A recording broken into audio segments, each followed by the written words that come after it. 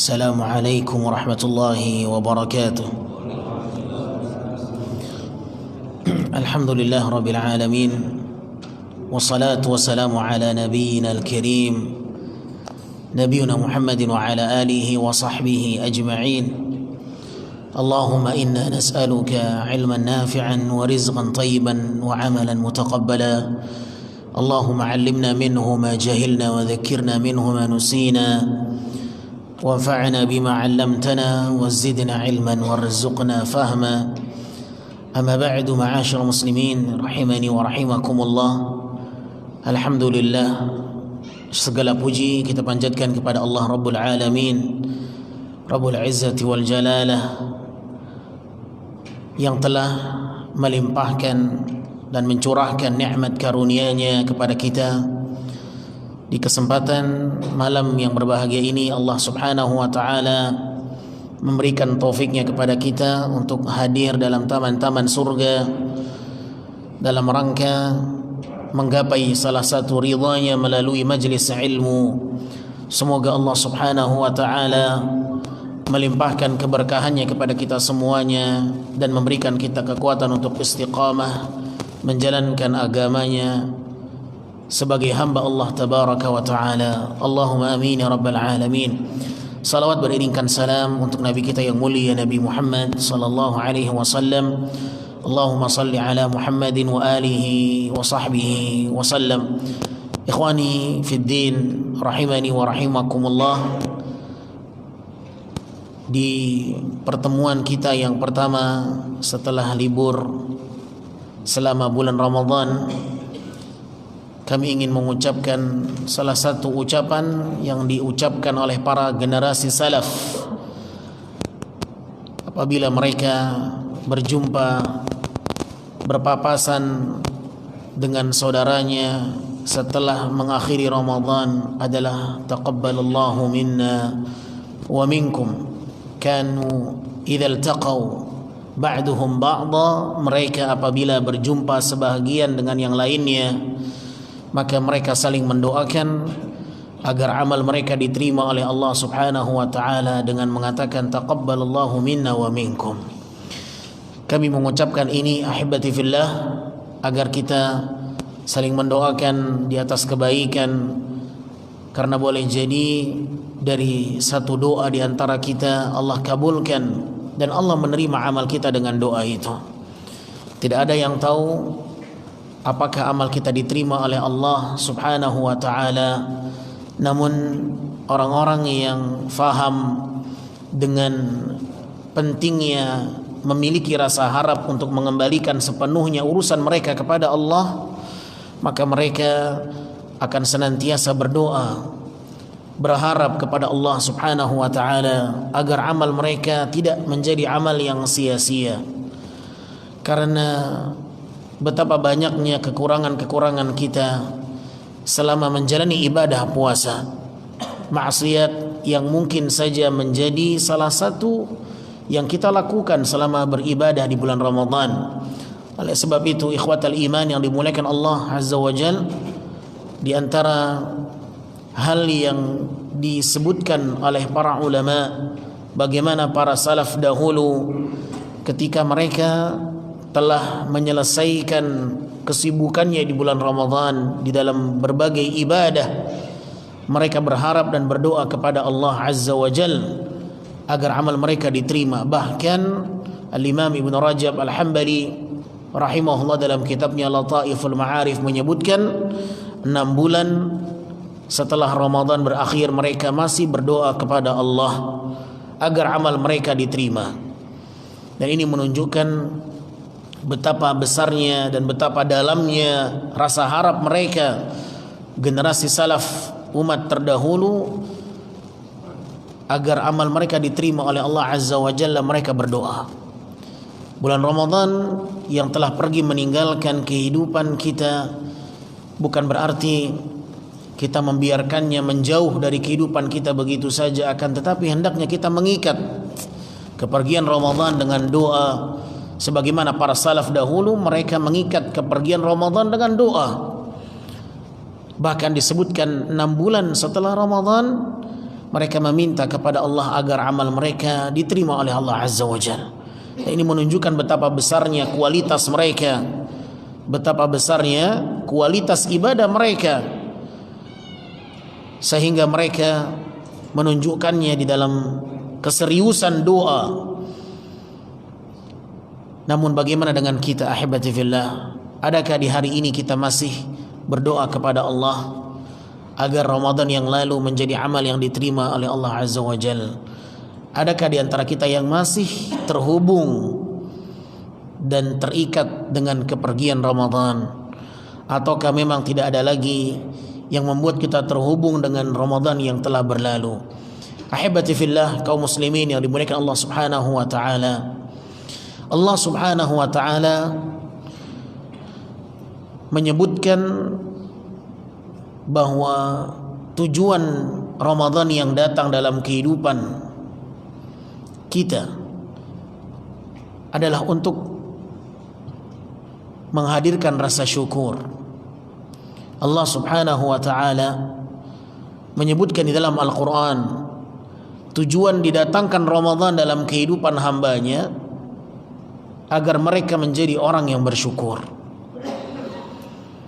Allah berfirman, "Syahrul Ramadhan alladzi unzila fihi al-Qur'an hudan lin-nasi wa bayyinatin minal huda wal furqan faman syahida minkum asy-syahra falyasumhu wa man kana maridan aw 'ala safarin fa'iddatun min ayyamin ukhar yuridu Allahu bikumul yusra wa la yuridu bikumul 'usra walitukmilul 'iddata walitukabbirullaha 'ala ma hadakum wa la'allakum tashkurun." Tujuan Allah datangkan Ramadan agar kita menjadi hamba yang bersyukur. Karena Ramadan dia datang dengan nikmat yang besar. Ramadan adalah nikmat yang besar yang Allah anugerahkan kepada hambanya. Siapapun yang berjumpa dengan Ramadan, maka dia telah berhadapan dengan nikmat yang besar. Sehingga Allah Azza wa Jalla ketika menyebutkan Ramadan yang datang agar kalian bersyukur. Karena dengan Ramadan seseorang bisa mudah menunjukkan bagaimana istiqamahnya. Di dalam Ramadan seseorang sangat mudah meraih istiqamah. Boleh jadi sebelum datangnya Ramadan tidak ada kemauan saudara kita untuk mengerjakan salat malam. Tetapi lihatlah ketika datangnya Ramadan, pintu untuk istiqamah terbuka bagi mereka. Yang sebelumnya mungkin mereka tidak salat 5 waktu. Datang bulan Ramadan membuat mereka akhirnya kenal dengan salat 5 waktu. Dengan datangnya Ramadan membuat sebahagian saudara kita yang mungkin selama ini belum berpuasa, dengan datangnya Ramadan mereka berpuasa. Lihat bagaimana pengaruh dan dampak yang dihasilkan dengan datangnya Ramadan itu. Bagaimana Allah Subhanahu wa taala menjadikan istiqamah di bulan Ramadan itu sangat nampak dan terlihat. Ya. Yang sebelumnya mereka mungkin tak pernah mengkhatamkan Al-Qur'an, datangnya Ramadan mengkhatamkan Al-Qur'an menjadi satu hal yang bisa dicapai. Bahkan mungkin sebelum datangnya Ramadan Al-Quran itu tak pernah khatam dan tak pernah mereka pegang. Tetapi dengan datangnya Ramadan, Al-Quran menjadi sahabat yang paling dekat. Mengkhatamkan Al-Quranul Karim menjadi satu hal yang sangat mudah. Padahal mungkin 11 bulan sebelum datangnya Ramadan tak pernah khatam sekalipun. Tetapi datang Ramadan, khatam Al-Quran bisa 2, 3, 4 dan seterusnya. Subhanallah. Lihat bagaimana pintu istiqamah Allah mudahkan dengan datangnya Ramadan itu, ahibati fillah yang dimuliakan Allah Subhanahu wa taala. Yang mungkin sebelumnya mereka tak pernah berbagi, bersedekah, namun dengan datangnya Ramadan bagaimana kaum muslimin bersedekah, menginfakkan hartanya di jalan Allah Subhanahu wa taala. Oleh karenanya ikhwatal iman, saudaraku yang dimuliakan Allah, istiqamah di bulan Ramadan sangat mudah. pintu-pintunya terbuka, pintu surga terbuka, dan pintu neraka ditutup oleh Allah Subhanahu wa ta'ala. Bahkan musuh-musuh yang membuat kita sulit untuk istiqamah di luar Ramadan, musuh-musuh ini terikat dan terbelenggu agar mereka tidak leluasa mengganggu kita untuk istiqamah. Namun ketika berakhir bulan yang istimewa ini, maka kita berhadapan dengan fitnah yang besar. Kita akan kembali berhadapan dengan ujian yang besar. Kita akan kembali menghadapi fitnah dan maksiat, gelombang fitnah yang sangat besar, karena pintu surga tak lagi dibuka oleh Allah Azza wa Jalla, dan pintu neraka kembali dibuka oleh Allah Azza wa Jalla, dan para syaitan kembali dilepas. Istiqamah di luar Ramadan menjadi sesuatu yang sangat berat. Di luar Ramadan, istiqamah menjadi perjuangan yang ekstra. Oleh sebab itu, ikhwatal iman rahimani wa rahimakumullah, hendaknya setiap kita berusaha agar kita dimudahkan oleh Allah Subhanahu wa ta'ala untuk istiqamah di saat kita telah mengakhiri bulan Ramadan ini. Karena istiqamah bukan hanya tuntutan di saat bulan Ramadan, akan tetapi istiqamah, berjuang untuk tetap meraih ketakwaan, menjadi satu hal yang harus kita perjuangkan. Karena meraih ketakwaan tidak berakhir dengan berakhirnya Ramadan. Allah Subhanahu wa ta'ala menyebutkan di dalam Al-Quranul Karim bahwa mengejar ketakwaan itu sampai datang kematian. Mengejar ketakwaan dan berjuang untuk tetap meraihnya adalah tuntutan kita seumur hidup. Jangan kita mengatakan berakhirnya Ramadan maka berakhirlah seluruh aktivitas ibadah kita. Jangan kita mengatakan berakhirnya Ramadan maka kita telah bebas kembali bermaksiat.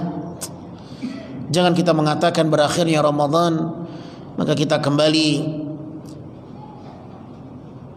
bebas dari cengkeraman dan tekanan. La. Akan tetapi orang-orang yang beriman, mereka faham bahwa berakhirnya Ramadan menunjukkan bahwa perjuangan mereka tidak akan berhenti dengan berakhirnya bulan yang mulia itu. Wa'bud rabbaka hatta ya'tiyakal yaqin. Ini yang tak boleh kita lupakan, ahibati fillah. Selama kehidupan Allah berikan kepada kita, maka beribadah adalah perkara yang terus dituntut dalam kehidupan kita. Beribadahlah kepada Allah sampai kematian itu datang. Oleh karenanya Allah berfirman dalam Al-Quran, ya ayyuhalladzina amanu taqullaha haqqa tuqatih. Bertakwalah kalian kepada Allah dengan sebenar-benarnya takwa. Wala tamutunna illa wa antum muslimun. Setelah Allah perintahkan orang-orang yang beriman untuk bertakwa dengan sebenar-benarnya ketakwaan, maka Allah sebutkan setelahnya wala tamutunna illa wa antum muslimun, dan janganlah kalian mati melainkan dalam keadaan muslimun, berserah diri, dalam keadaan siap menghadap Allah dengan ketakwaan itu. Bagaimana ketakwaan ini menjadi sesuatu yang melekat dalam diri kita di saat ajal menjemput kita. Siapa di antara kita yang bisa menjamin ketakwaan itu masih melekat ketika ajal menjemput kita? Apakah di antara kita bisa menjamin ketakwaan itu akan terus mengiringi kehidupan kita sampai akhir hayat? Oleh karenanya Nabi SAW berdoa meminta kepada Allah ketakwaan. Nabi Muhammad SAW, imamul muttaqin, pemimpinnya orang-orang yang bertakwa, Nabi masih berdoa meminta takwa kepada Allah Azza wa Jalla. Ya, padahal beliau adalah orang yang paling bertakwa, pemimpinnya orang yang bertakwa. Tetapi Nabi SAW masih meminta takwa kepada Allah, menunjukkan betapa besarnya usaha Nabi untuk meraih ketakwaan itu. Bukan hanya dengan ibadah fisik, bukan hanya dengan salat, bukan hanya dengan puasa, bukan hanya dengan bacaan Quranul Karim, tetapi dengan doa. Nabi alaihi salatu wassalam berharap ketakwaan dari Allah Azza wa Jalla. Ya. Maka di antara doa yang Allah sebutkan dalam Al-Quran dan patut untuk menjadi salah satu doa kita, meminta kepada Allah agar Allah menjadikan kita orang-orang yang bertakwa. Rabbana hab lana min azwajina wa dhurriyyatina qurrata a'yun waj'alna lil muttaqina imama. Dan jadikanlah kami pemimpin bagi orang-orang yang bertakwa. Ini di antara doa yang patut untuk kita panjatkan kepada Allah Subhanahu wa taala. Dan meminta ketakwaan, ahibati fillah, juga diajarkan Nabi alaihi salatu wasallam dalam hadisnya. Di antaranya, Allahumma inni as'alukal huda wat tuqa wal afafa wal ghina. Nabi meminta kepada Allah ketakwaan, petunjuk, ketakwaan, kecukupan dan kesucian. Ya. Sehingga Nabi SAW tidak hanya berusaha dengan gerakan dan anggota tubuh dan fisiknya beribadah kepada Allah, tetapi juga Nabi menggantungkan usahanya untuk mengejar ketakwaan dengan doa. Dan itulah tawakal. Tawakal bukan hanya mencari urusan dunia, tetapi tawakal di dalam urusan akhirat juga menjadi satu hal yang perlu untuk dihadirkan. Ya, Nabi SAW juga berdoa kepada Allah, Allahumma ati nafsi taqwaha wa zakkiha anta khairu man zakkaha anta waliyuha wa maulaha. Nabi SAW meminta ketakwaan kepada Allah Subhanahu wa ta'ala. Dan di antara upaya Nabi SAW agar diberikan istiqamah, Nabi SAW meminta kepada Allah agar diberikan keteguhan hati di dalam menjalankan agama Allah Azza wa Jalla. Di dalam doa yang sangat masyhur, Allahumma ya muqallibal qulub thabbit qalbi ala dinik. Allahumma ya muqallibal qulub thabbit qalbi ala dinik. Doa ini, ahibati fillah, merupakan harapan terbesarnya Nabi sallallahu alaihi wasallam. Bagaimana Nabi meminta kepada Allah agar diberikan keteguhan berjalan di atas agama dan tidak menjauh dari agama Allah, menyimpang dari agamanya. Nabi berdoa dengan doa itu. Bahkan ini menjadi doa yang paling sering Nabi meminta kepada Allah Azza wa Jalla. Oleh karenanya Ummu Salamah radhiyallahu taala anha ketika ditanya, apa doa yang paling sering engkau dengarkan Nabi meminta kepada Allah? Apa doa yang paling sering engkau dengarkan Nabi meminta kepada Allah Azza wa Jalla? Maka Ummu Salamah menyebutkan, aktsaru du'ain sami'tuhu minan nabiy sallallahu alaihi wasallam Allahumma ya muqallibal qulub. Doa yang paling banyak aku mendengarnya dari Nabi sallallahu alaihi wasallam, beliau meminta kepada Allah, Allahumma ya muqallibal qulub. Ya Allah, zat yang membolak-balikkan hati, tsabbit qalbi ala dinik, teguhkan hatiku di atas agamamu. Itu doa yang paling sering. Padahal kita tahu bagaimana Rasul sallallahu alaihi wasallam adalah manusia yang paling istiqamah. Nabi adalah manusia yang paling istiqamah. Tetapi Nabi khawatir dan mencemaskan dirinya apabila menjauh dari agama Allah Subhanahu wa taala. Dan doa ini bukan hanya diperhatikan oleh istri Nabi SAW, tetapi juga diperhatikan oleh para sahabat di luar rumah. Oleh karena para sahabat, ketika mereka mendapati Nabi sering meminta kepada Allah dengan doa ini, maka para sahabat bertanya, ya Rasulullah, mengapa kau sering berdoa meminta dengan doa ini? Apa Nabi SAW katakan? Nabi mengatakan alaihi salatu wassalam, lianna quluba bani Adam baina usbu'ain min asabi'ir rahman. Karena hati-hati manusia berada di antara dua jari jemari Allah, yang sangat mampu bagi Allah membolak-balikkan hati hambanya. Kendali penuh Hati manusia ada di tangan Allah dan di antara dua jari jemari Allah Subhanahu wa taala. Yuqallibuha kaifa syaa. Allah memiliki kehendak untuk membolak-balikkan semaunya. Dan Nabi khawatir hati ini melenceng dari jalan yang benar. Hati ini menjauh dari agama Allah Subhanahu wa taala. Kalaulah itu doa yang paling sering Nabi panjatkan karena kekhawatiran dan kecemasannya, sudahkah kecemasan itu menghiasi diri kita ahibati fillah sehingga doa ini termasuk di antara doa yang paling sering kita panjatkan kepada Allah? Apakah doa ini yang mendominasi apa yang kita panjatkan di hari ini? Apakah doa ini yang paling sering kita panjatkan di hari ini ahibati fillah? Coba kita lihat, apakah doa ini masih menjadi harapan kita yang terlontar melalui lisan kita? Ataukah hari ini belum kita membaca doa ini? Apakah kita yakin istiqamah akan menjadi satu hal yang mudah? Sedangkan Rasul sallallahu alaihi wasallam khawatir istiqamahnya itu tak lagi berjalan sesuai dengan apa yang diinginkan. Ikhwatal iman, saudaraku yang dimuliakan Allah Subhanahu wa taala, istiqamah ini bukan perkara yang mudah. Oleh karenanya Nabi mengatakan tidak akan ada di antara kalian yang mampu menggapai kesempurnaan istiqamah. Tidak akan ada di antara kalian yang bisa mencapai kesempurnaan istiqamah.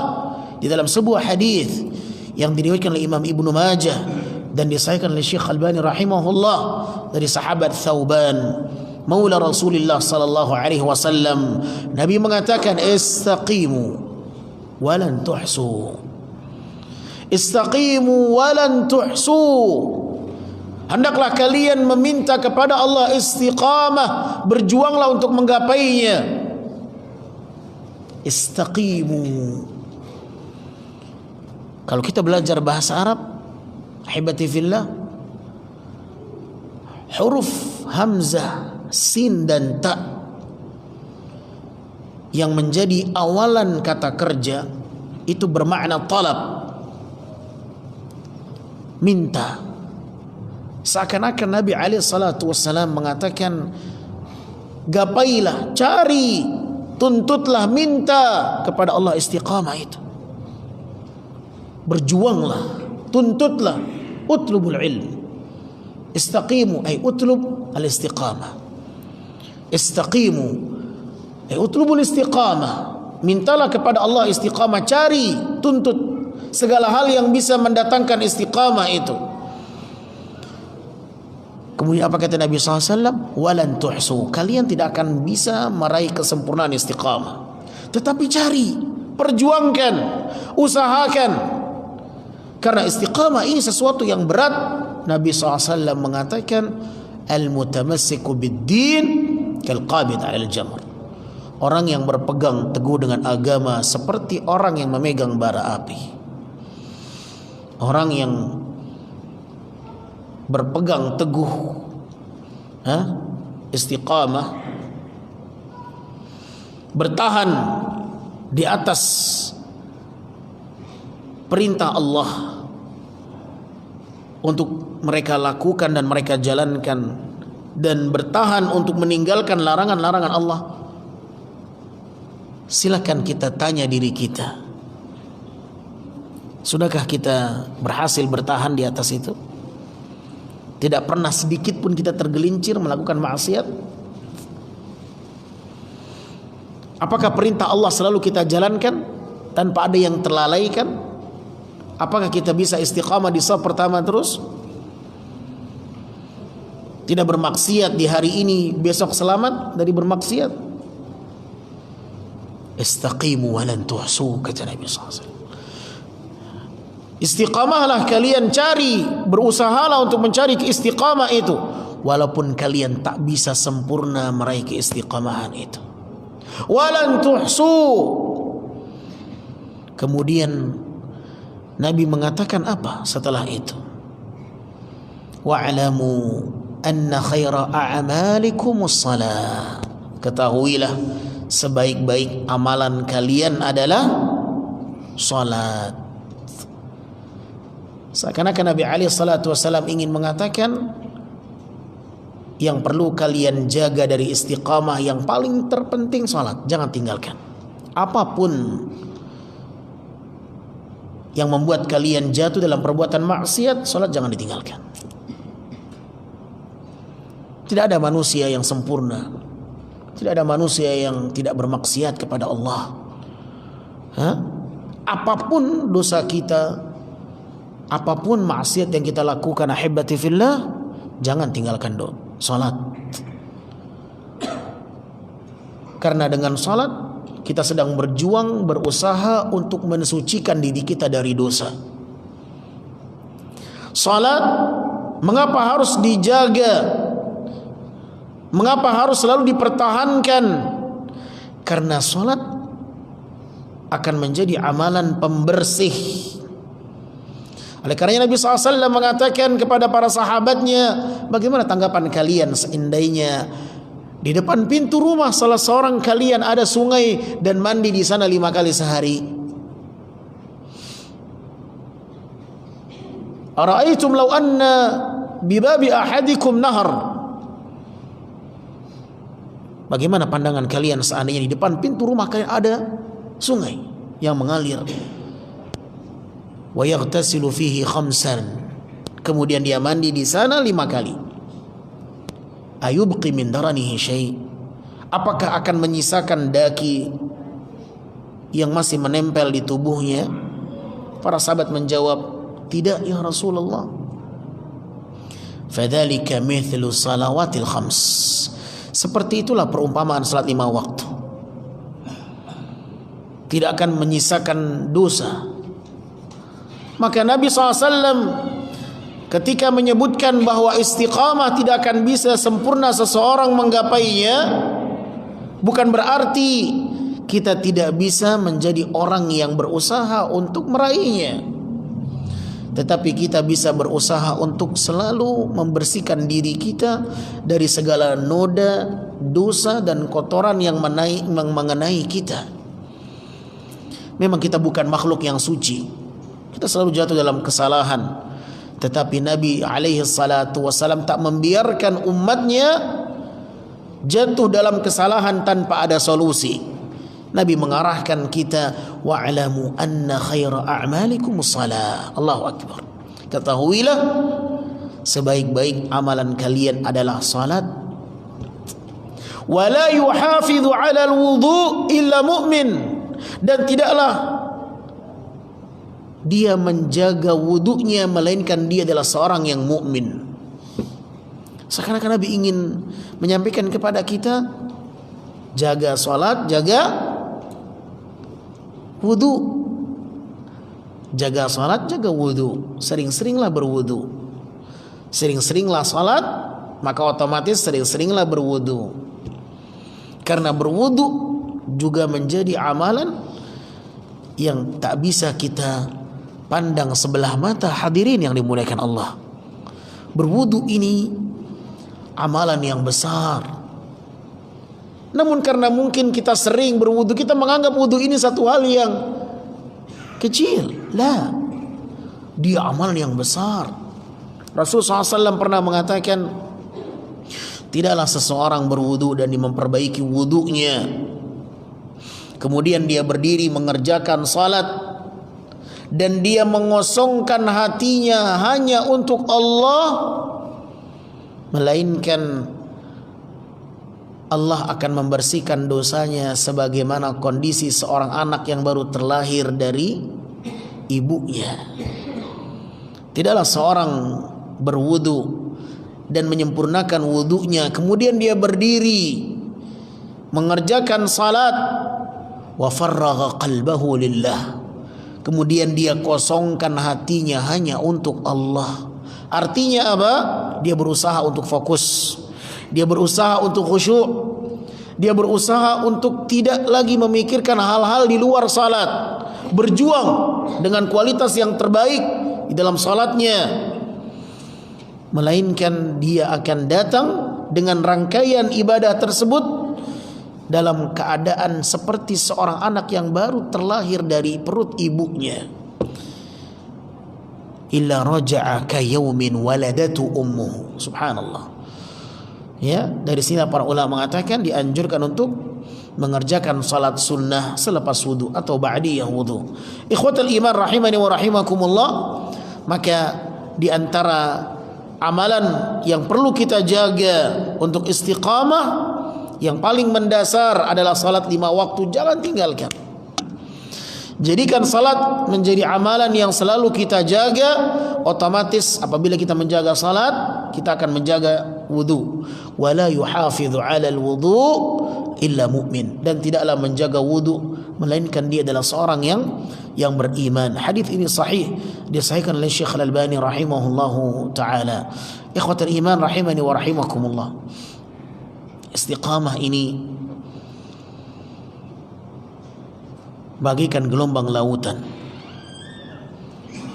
Terkadang gelombang itu tinggi, terkadang gelombang itu turun.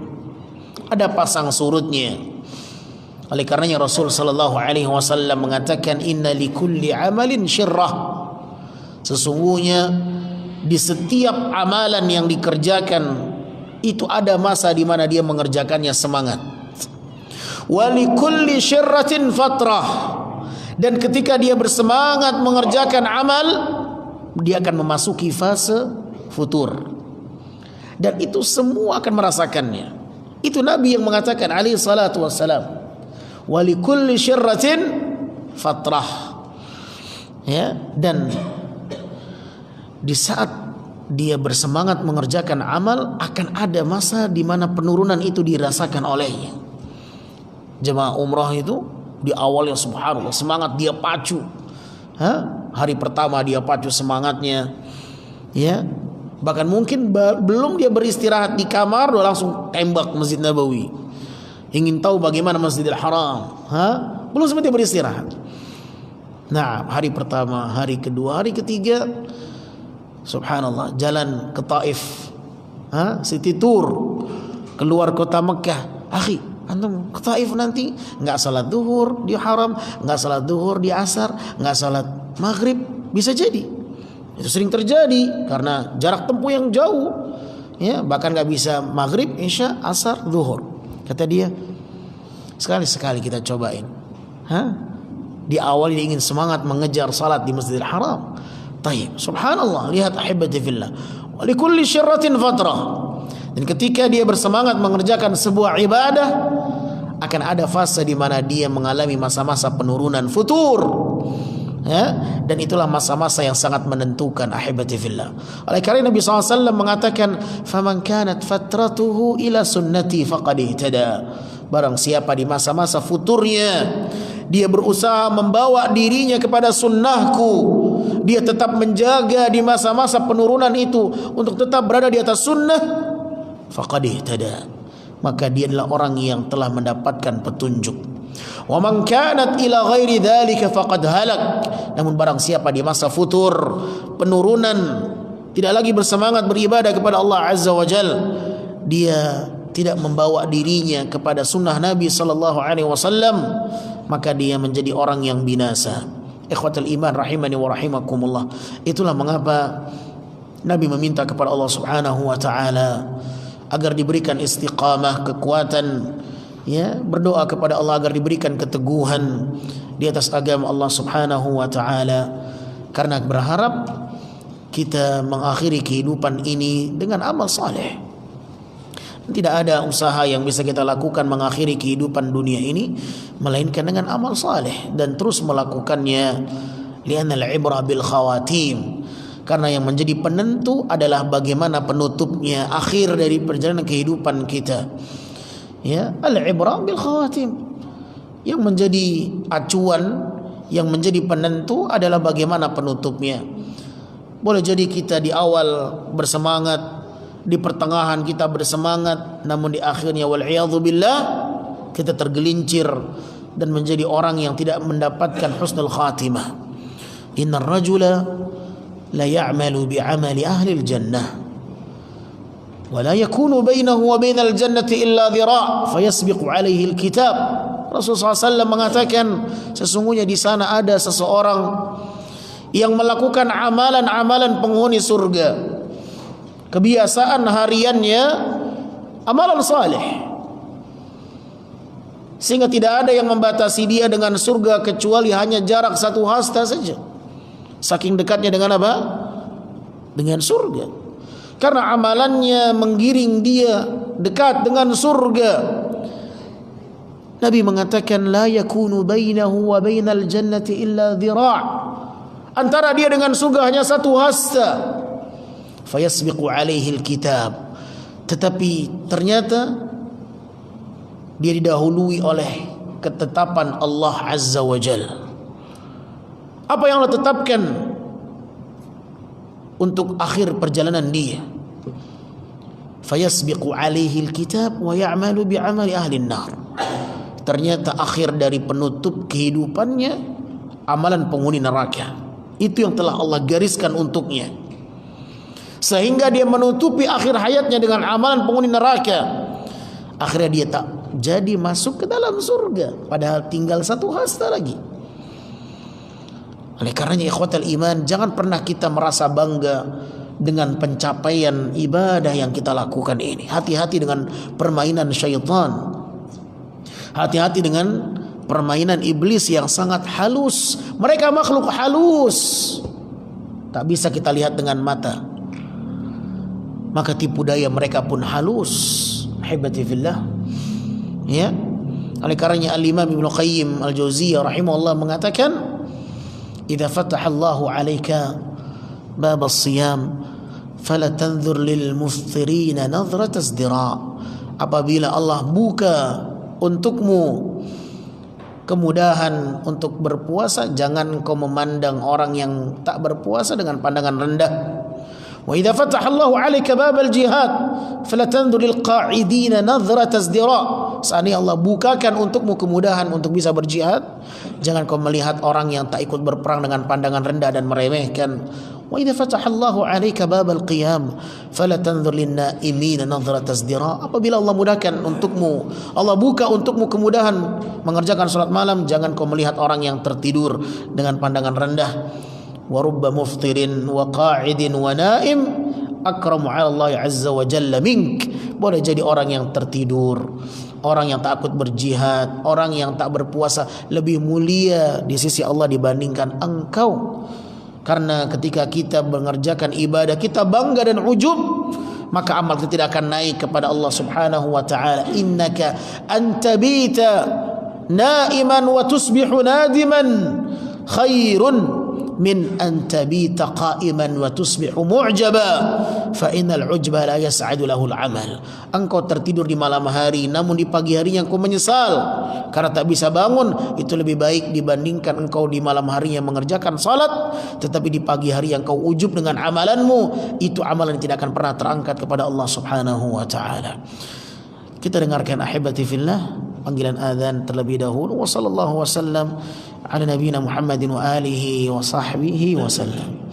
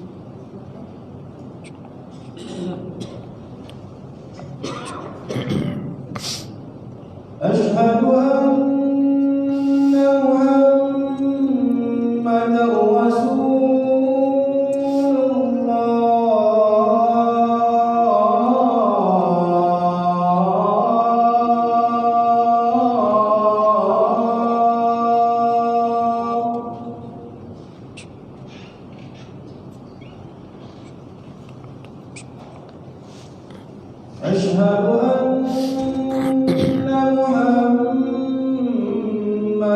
رسول الله.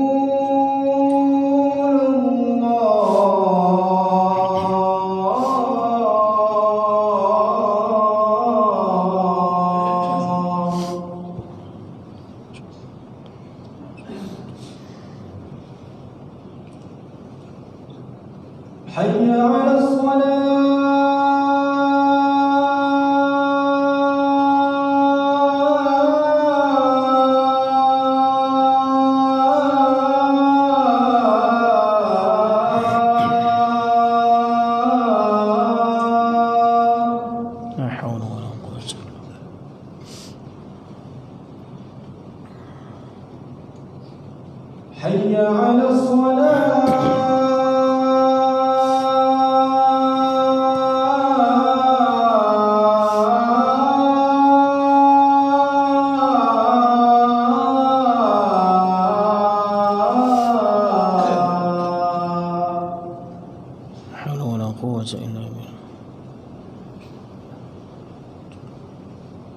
حي على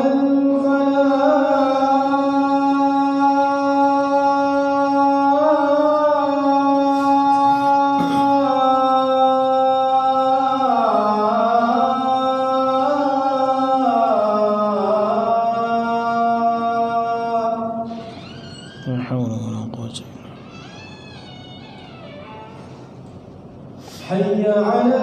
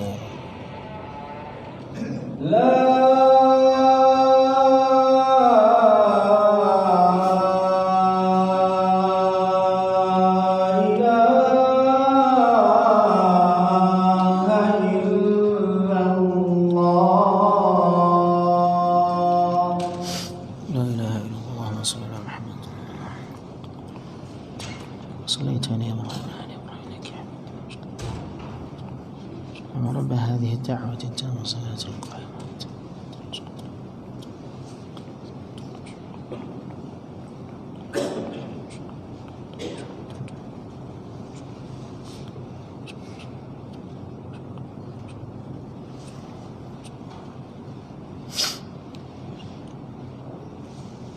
الحمد لله والصلاة والسلام على رسول الله وعلى آله وأصحابه ومن والاه ولا حول ولا قوة إلا بالله. معاشر المسلمين rahimani wa rahimakumullah. Apa jalan yang bisa mengantarkan kita kepada istiqamah? Mas sabil? Apa jalan lil wusul ila athabat wal istiqamah? Apa jalan yang bisa mengantarkan kita kepada istiqamah? Maka ini hendaknya menjadi jalan yang kita tempuh bersama. Di antara jalan yang bisa kita lalui untuk meraih istiqamah ahibati fillah, yang pertama adalah dawim ala syukur fi jami'i ta'at. Seringlah bersyukur di atas ketaatan, nikmat ketaatan. Sering-seringlah bersyukur di atas nikmat ketaatan. Karena mereka yang bersyukur, maka Allah akan memberikan jaminan ditambah dia dengan nikmat itu. Ketika kita bersyukur dengan nikmat ibadah, maka Allah akan menambahkan dia peluang untuk melakukan banyak ibadah. Karena Allah mengatakan la in syakartum la azidannakum. Apabila kalian bersyukur, maka Allah akan menambahkan nikmat itu kepada kalian. Artinya pintu-pintu yang akan ditambah oleh Allah untuk hambanya itu akan Allah berikan ketika mereka bersyukur kepada Allah Subhanahu wa taala. Oleh sebab itu, Ramadan yang Allah berikan kesempatan itu kepada kita, tujuannya adalah untuk kita bersyukur, la'allakum tashkurun. Maka bersyukurlah di setiap ibadah yang kita lakukan. Bersyukur di atas nikmat salat, bersyukur di atas nikmat bermajlis ilmu, bersyukur ketika kita bisa berkumpul bersama orang-orang saleh, bersyukur ketika Allah mudahkan kita mengerjakan ketaatan apapun jenis ibadah itu. Bersyukurlah di atas nikmat ibadah tersebut. Oleh karenanya Syekh Mukhtar Shinqiti menyebutkan, sebahagian ulama salaf mengatakan, inni la a'lamu ahadan yashkurullaha ba'da salatihi hina ruju'ihi ila baitihi. Sungguh aku mengetahui ada seseorang yang dia ketika pulang ke rumahnya selepas salat adalah ucapan syukur kepada Allah Subhanahu wa taala. Sungguh aku mengetahui seseorang ketika dia selesai dari mengerjakan salat berjamaah pulang ke rumahnya, yang dia hadirkan adalah syukur kepada Allah Azza wa Jalla. Bersyukur karena Allah telah mudahkan jalannya untuk salat berjamaah. Pernahkah kita pulang ke rumah setelah selesai berjamaah mengerjakan salat, yang kita hadirkan rasa syukur? Alhamdulillah, Allah mudahkan saya mengerjakan salat berjamaah. Pernahkah ketika kita pulang dari majlis ilmu, yang hadir selama perjalanan pulang adalah rasa syukur karena Allah telah mudahkan kita hadir di majlis ilmu dikala orang-orang lain tak bisa mengerjakan itu? Pernahkah ketika kita selesai membaca Al-Quran Karim, yang kita hadirkan adalah rasa syukur karena Allah telah membukakan pintu ibadah bisa membaca Al-Quran dengan taufiknya di saat orang-orang lain mungkin tak terpanggil untuk mau membaca kalamullah. Wallahi ikhwan, syukur ini ibadah yang banyak kita lalaikan. Ya, padahal syukur ini tanda dia beribadah dengan ibadah yang sangat tinggi level penghambaan dirinya kepada Allah. Syukur adalah level ibadah yang paling tinggi. Oleh karenanya Allah berfirman dalam surat Al-Baqarah, washkuru lillahi in kuntum iyyahu ta'budun. Bersyukurlah kalian kepada Allah seandainya kalian hanya benar-benar beribadah kepadanya. Kalau kalian betul-betul beribadah hanya kepada Allah, maka buktikan dengan syukur. Seakan-akan itu yang Allah inginkan dari kita. Washkuru lillah, bersyukurlah kepada Allah. In kuntum iyyahu ta'budun, seandainya kalian betul-betul hanya kepadanya beribadah. Artinya seseorang belum mencapai tingkatan tertinggi dalam penghambaan diri kepada Allah sampai dia bersyukur atas nikmat ibadah. Karena tak semua orang beribadah bersyukur atas nikmat ibadah itu. Orang-orang munafik beribadah, tetapi apakah mereka bersyukur dengan nikmat ibadah itu? Mereka salat bersama Nabi sallallahu alaihi wasallam, bermajlis ilmu, hadir di majlis Nabi sallallahu alaihi wasallam, berperang bersama dengan Nabi, tetapi apakah mereka bersyukur? La. Mereka menyimpan kebencian. Ya, apa definisi syukur? Diterangkan oleh para ulama, syukur adalah hadirnya rasa bahagia di dalam hatinya, di dalam ucapannya, di dalam anggota tubuhnya, di atas sebuah nikmat. Itu makna syukur. Menghadirkan rasa bahagia, ya, idharu surur fil qalbi wa fil lisani wa fil jawarih ala ni'mah. Di atas nikmat dia menghadirkan rasa bahagia dengan ucapannya, lisannya, di dalam hatinya. Dia menghadirkan rasa syukurnya dengan anggota tubuhnya, bergeraknya. Nah, ikhwatal iman yang dimuliakan Allah Subhanahu wa taala, maka hadirkan rasa bahagia ketika Allah mudahkan kita mengerjakan ibadah, maka itulah syukur. Nah, kemudian jalan untuk bisa mencapai istiqamah ahibati fillah, talabul aun min Allah, meminta pertolongan kepada Allah, meminta pertolongan kepada Allah. Ya, Allah yang bisa membuat seseorang itu apa? Istiqamah. Oleh karena kita selalu minta kepada Allah istiqamah, ya, jalan yang lurus, ihdinas siratal mustaqim. Ya, Allahumma hadini wa saddidni, sebagaimana doa Nabi SAW, ya Allah berikanlah aku petunjuk dan tunjukkan aku jalanmu yang lurus. Allahumma hadini wa saddidni. Nabi mengajarkan doa kepada Mu'adz, Allahumma a'inni ala dzikrika wa syukrika wa husni ibadatik. Kemudian di antara jalan menuju istiqamah ahibati fillah adalah murafaqatus salihin, ya, berteman dengan orang-orang saleh, berteman dengan orang-orang saleh. Nah, cari teman-teman yang saleh ahibati fillah. Kalau kita punya teman yang membuat kita lalai dari Allah, tinggalkan segera, ya. Cari teman yang buat kita dekat dengan Allah. Kita harus memilah-milah siapa teman yang pantas saya berteman dengannya. Tidak semuanya kita berteman. Ada banyak grup WA, subhanallah, apa perbincangannya, apa obrolannya, apa agendanya, apa kesibukannya, ya.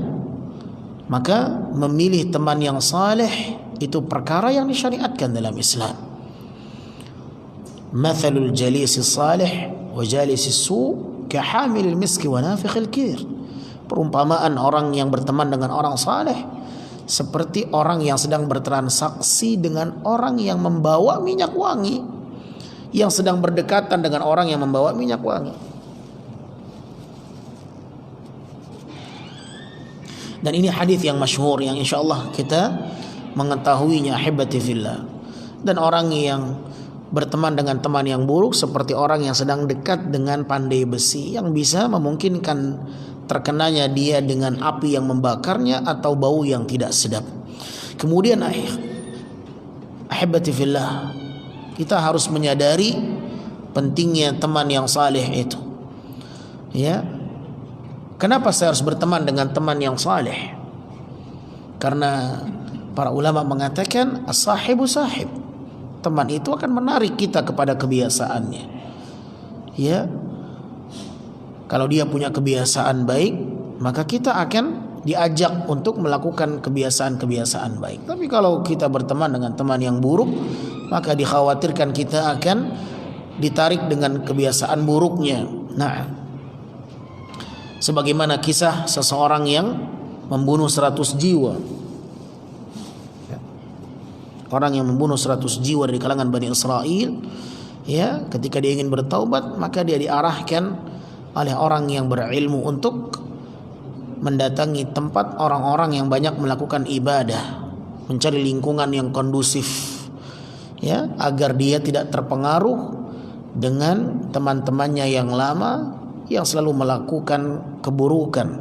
Nah, ikhwatal iman yang dimuliakan Allah, kemudian yang keempat di antara jalan yang bisa mengantarkan kita untuk istiqamah adalah sering mengingat kematian. Dawim ala dzikril maut. Dawim ala dzikril maut. Seringlah mengingat kematian. Nah, karena dengan mengingat kematian kita akan mempersiapkan apa yang seharusnya kita lakukan, tetapi lupa dengan kematian membuat kita lari dari tujuan utama kita diciptakan. Nah, terkadang kita tidak mengingat kematian, akhirnya kita terlena dengan kehidupan dunia dan perhiasannya, menghabiskan waktu dengan hal-hal yang sia-sia. Tetapi ketika kita mengingat kematian, kita tahu bahwa umur kita semakin berkurang di dunia ini, bahwa kematian akan semakin dekat. Semakin hari semakin mengantarkan kita kepada akhirat dan semakin meninggalkan kehidupan dunia. Kalau kita mengingatnya, maka kita akan menyadari bahwa semestinya saya beramal saleh. Tetapi tatkala kita lupa dengan kematian, kita akan lalai dari beramal.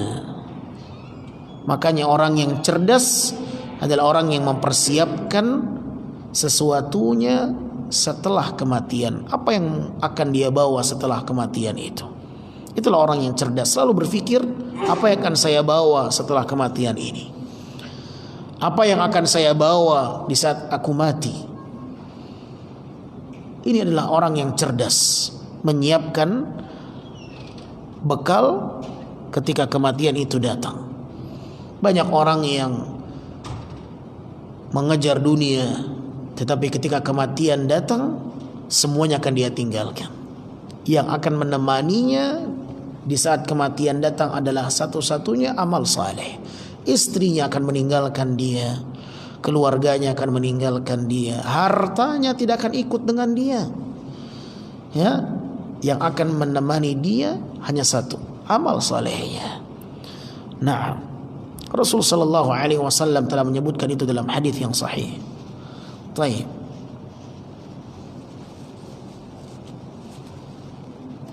Maka sering-seringlah mengingat kematian, ahibati fillah. Itulah wasiat Nabi, aktsiru min dzikri hadimal ladzat. Perbanyaklah mengingat pemutus kelezatan. Sering-sering mengingat itu agar kita tidak menyimpang dari jalur yang benar. Ya. Yang kelima, di antara jalan yang bisa mengantarkan kita untuk istiqamah, ahibati fillah, adalah al-mujahadah fi ta'atillah, bersungguh-sungguh di dalam menjalankan ketaatan kepada Allah, wa adamut taswif, dan tidak menundanya. Bersungguh-sungguh di dalam mengerjakan ketaatan dan jangan menundanya. Jangan pernah menunda. Ada peluang, lakukan. Ya.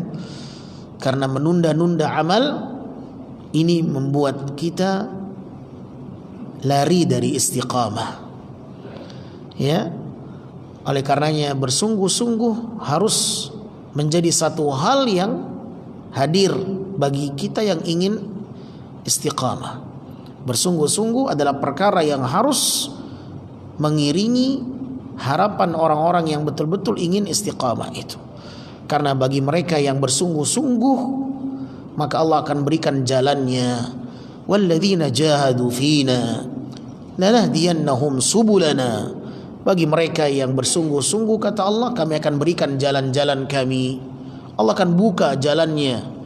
Nah, maka menjauh dari sifat malas merupakan satu hal yang harus dia minta kepada Allah, berlindung dari sifat malas. Makanya Nabi SAW berlindung dari sifat malas, karena ketika orang malas dia tidak akan bersungguh-sungguh. Ketika dia malas dia tidak akan bersungguh-sungguh. Ya, maka sulit orang yang malas untuk mencari istiqamah. Ini orang yang berat. Orang yang malas sulit ya untuk meraih istiqamah. Nah, tapi orang yang bersungguh-sungguh, mereka lah orang yang akan mudah meraih istiqamah sebagaimana telah Allah sebutkan dalam Al-Qur'anul Karim. Maka berlindung dari sifat malas, karena sifat malas ini bisa membuat seorang menjauh dari istiqamah. Oleh karenanya Nabi SAW berlindung dari sifat malas. Baik, ikhwatul iman yang dimuliakan Allah Subhanahu wa taala, jangan pernah menunda amal saleh. Ada peluang melakukan kebaikan sekarang, katakan bismillah, saya berangkat. Nah, ada kesempatan untuk berumrah, segera berumrah. Ya, jangan katakan tahun depan. Ada kesempatan untuk melakukan ibadah, lakukan ibadah. ada kesempatan untuk mengerjakan salat malam, kerjakan salat malam. Nah, oleh karenanya Nabi SAW dalam riwayat Imam Al-Bukhari memberikan wasiat kepada sahabatnya Abdullah bin Amr bin As, "Ya Abdullah, la takun mithla fulan, kana yaqumul lail fataraka qiyamal lail." Ya, ini wasiat Nabi SAW. Wahai Abdullah, jangan kau menjadi seperti fulan. Dulu dia kerjakan salat malam, sekarang dia tinggalkan salat malam. Jangan kau seperti dia. Dulu dia kerjakan salat malam, sekarang dia tinggalkan. Ya, boleh jadi tanggal 1 Syawal, besok Lebaran, itu malam pertama kita meninggalkan salat malam. Subhanallah. Oleh karenanya ikhwatal iman yang dimuliakan Allah Azza wa Jalla, berusahalah untuk istiqamah dengan mengerjakan dan tidak menundanya. Abdullah bin Amr mendapatkan satu wasiat dari Nabi sallallahu alaihi wasallam, "Idza asbahta fala tantadhir al-masa." Nah, beliau mengatakan, Abdullah bin Umar mengatakan, "Idza amsayta fala tantadhir as-sabah wa idza asbahta fala tantadhir al-masa." Apabila datang peluang kau bisa mengerjakan di waktu pagi, jangan katakan sore nanti. Apabila ada peluang mengerjakan amal di waktu sore, jangan katakan waktu pagi besok. Lah. Ya, sekarang ada peluang baca Quran, baca Quran. Sekarang ada peluang untuk mengerjakan salat sunnah, salat sunnah. Sekarang ada peluang untuk bersedekah, bersedekah. Jangan katakan besok nanti, enggak akan jadi-jadi akhirnya. Nah, ini yang mungkin bisa kita sampaikan ahibati fillah, semoga bermanfaat. Sallallahu wasallam ala nabiyina Muhammadin wa ala alihi wa sahbihi wasallam. Wassalamualaikum warahmatullahi wabarakatuh.